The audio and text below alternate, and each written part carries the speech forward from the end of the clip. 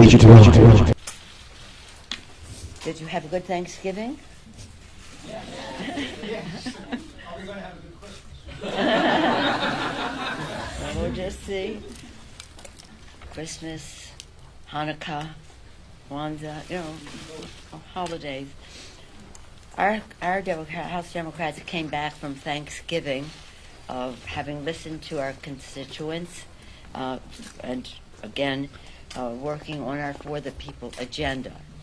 During the election a year ago, we promised a For the People agenda, and part one of that was to lower the cost of health care for all Americans by lowering the cost of prescription drugs. This week we will be bringing to the floor, next week we'll be bringing to the floor H.R. 3. It is the most transformative legislation to affect Medicare since Medicare's founding. It helps all people, though. It will, American seniors and families won't have to pay more for medicines. As you know, or as you probably know, it gives the Secretary the authority to negotiate for lower drug prices. It does so in a way that also enables prices in America to be more commensurate with the cost of the drug as reflected in what is paid for overseas. So we can go into that if you have more questions about it, but we're very excited about H.R. 3. This week we will have H.R. 4 on the floor. H.R. 4 is the Voting Rights Advancement Act.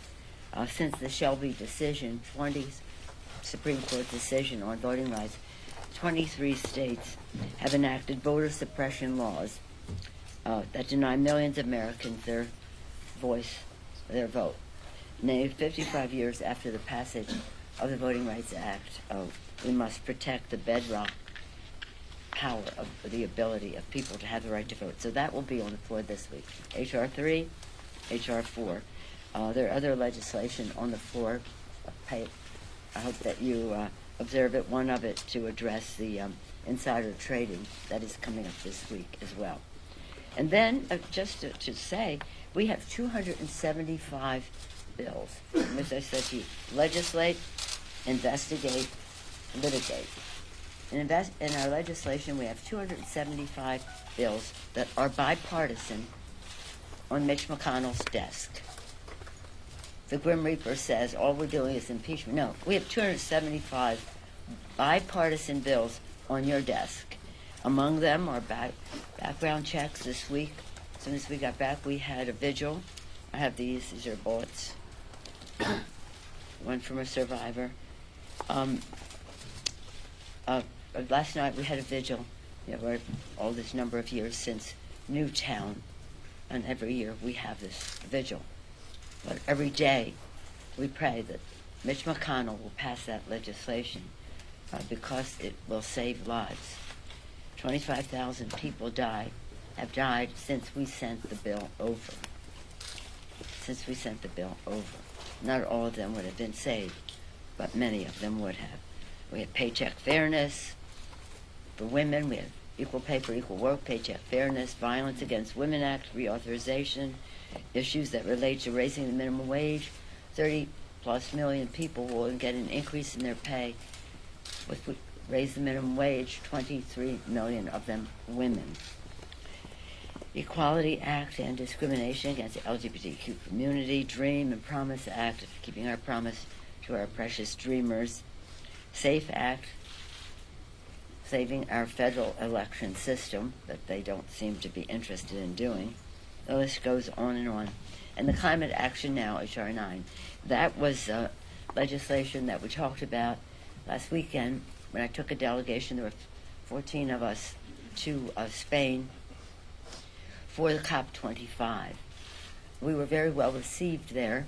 Our message was, we're still in, even though the president has opted out of Paris, the Paris Accord. We are there saying, in the House of Representatives, in state houses, in governor's mansions, in city halls across the country, in the private sector, and in the public sector, Americans are still in. Our children know better than some of the leaders in Washington, D.C. the urgency of the climate crisis. It's a public health issue, clean air, clean water, food safety. It's a jobs issue. It's an economic issue. Jobs, jobs, jobs. Good paying green jobs. Keep America number one, preeminent in the green technologies. It's a defense issue because the world is in peril from the climate crisis. If you there, you would have heard very dire comments, a recent UN report explaining how close to a real problem we are. I mean, the clock is ticking. As you know, we have a great deal of exuberance in our caucus on this subject, and we want to work together under leadership of Kathy Castor, our chair of the Select Committee on Climate, as well as our other committees of jurisdiction. The last point I'll make is that if you do believe, as I, that this is God's creation, we have a moral responsibility to be good stewards of it. If you don't believe that it's God's creation, you must agree that we have a moral responsibility to pass it on to the planet on to future generations. So that's legislate. Investigate, as I mentioned this morning, we've heard from patriotic public servants, some of them appointed by President Trump, present the facts, and they are just undeniable, the facts of the president's actions. I won't go into it unless you ask. You heard yesterday in the Judiciary Committee the scholars present the Constitution and how the facts and the Constitution give us no choice but to move forward the impeachment of the president. And so I'm arranged for the chairs. We have 6 chairs of the relevant committees to make recommendations about articles of impeachment. Legislate, investigate, litigate. We're winning every court case, whether it's Deutsche Bank for the president's records, Mazer case for the president's records. The list goes on, but they keep bumping it up to a higher court. Now some of it is approaching the Supreme Court level.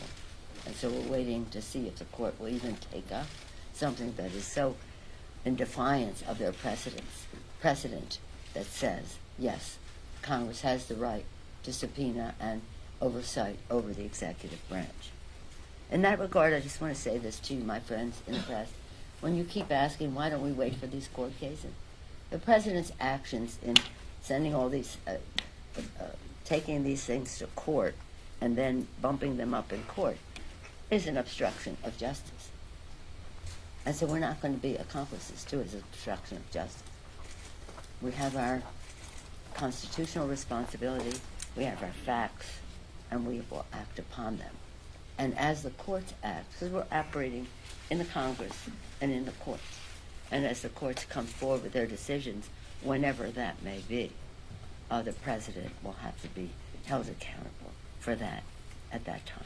Any questions? He's been hesitant for weeks to make this move and cautious to make this move to impeach. Was there an aha moment for you personally, a piece of evidence or testimony that swayed you now to take this step? Well, I'm glad you asked that question, because all I hear from the press is that I'm moving so swiftly that it's like a blur going by. This has been a couple of years, 2.5, since the initial investigation of the Russian involvement in America's election, which started much of this and then led to other things.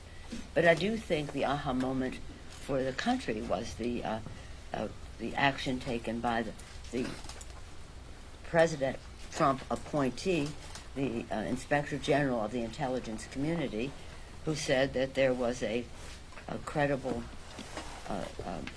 report from a whistleblower of grave concern, and that Congress should be aware of that.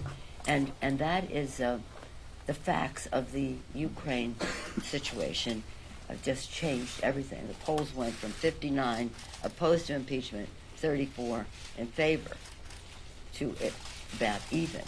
And let me just say this. This isn't, we are saying the Ukraine. The Ukraine was the vehicle of the president's action, asking a president of another country to make an announcement that he was investigating the president political opponent and withholding military assistance that was voted by the Congress of the United States, unless and until he did so, the president did so.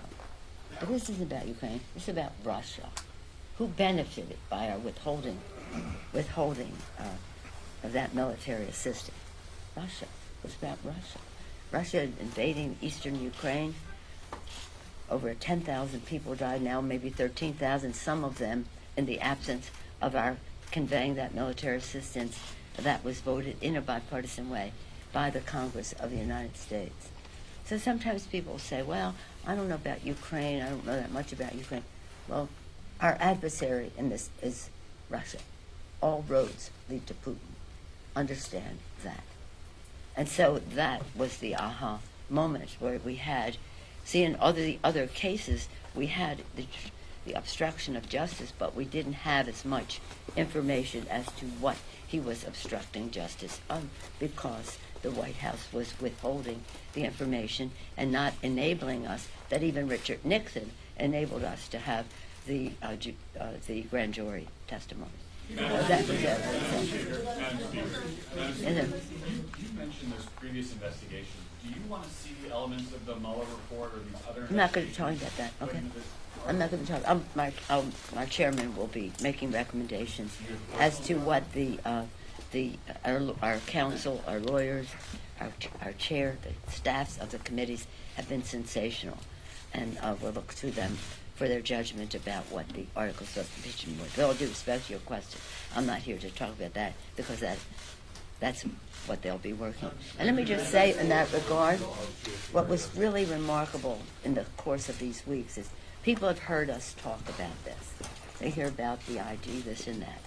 A few weeks ago, for 2 weeks, under leadership of Adam Schiff, from we're extremely proud, we're working with Adam Schiff and Elliot Engel and our beloved Elijah Cummings, whom we miss terribly, but continues to be an inspiration to us, but now Carolyn Maloney. The 3 committees of jurisdiction, intelligence, foreign affairs, and government reform, had hearings bringing in, again, patriotic Americans, some appointed by the president, who presented the facts. And then we had, yesterday, the hearing of the professors, the constitutional scholars.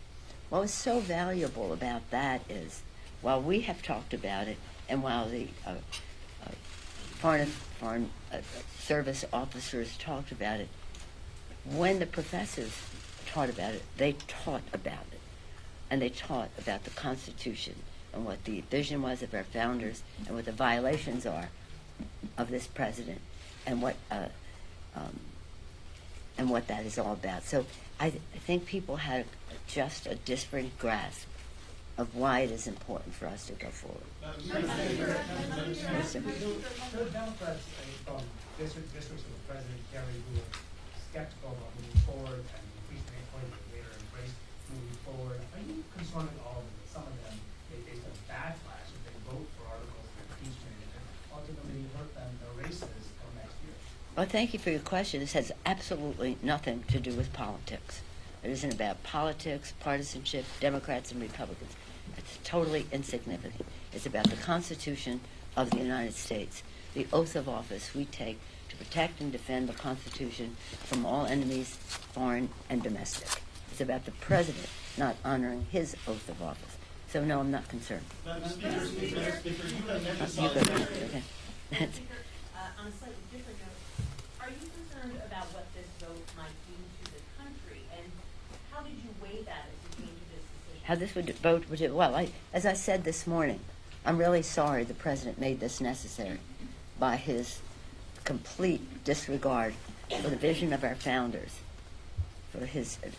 for what he is doing. Article 2 says I can do whatever I want. It was completely contrary to what our founders had in mind. So all along I said for 2 years, this is an impeachment is not a pleasant experience. It can be divisive. We don't take any glee in this at all. It's heartbreaking. But the president gave us no choice. So we're not going to say, well, we would honor our oath of office, but what? he's the one who's dividing the country on this. We are honoring the Constitution of the United States. And let me say this about our founders. On the Great Seal of the United States, it says, Novo Ordo Seclorum, a new order for the ages. They had so much confidence in what they were doing that they said it was going to last forever, for the ages, because they had written a constitution, of founding documents. Thank God they made it amendable so that we could expand freedom over time and always will continue to. But they predicated that on people honoring the Constitution of the United States. They could predict that would be a rogue president of the United States.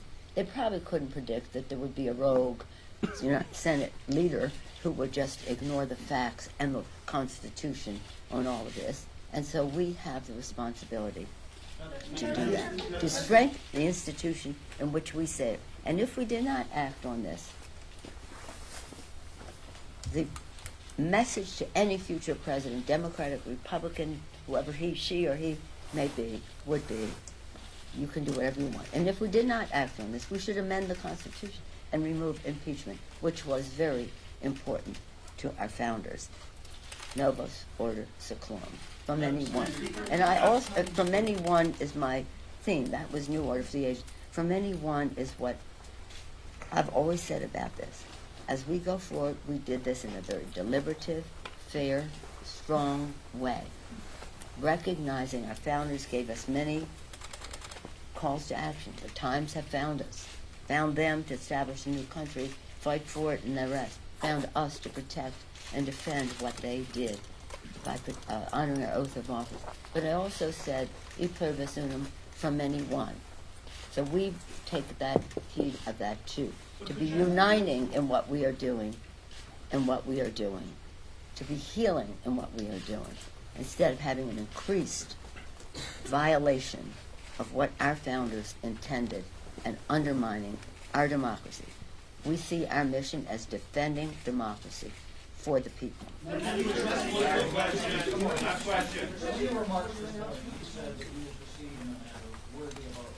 That's right.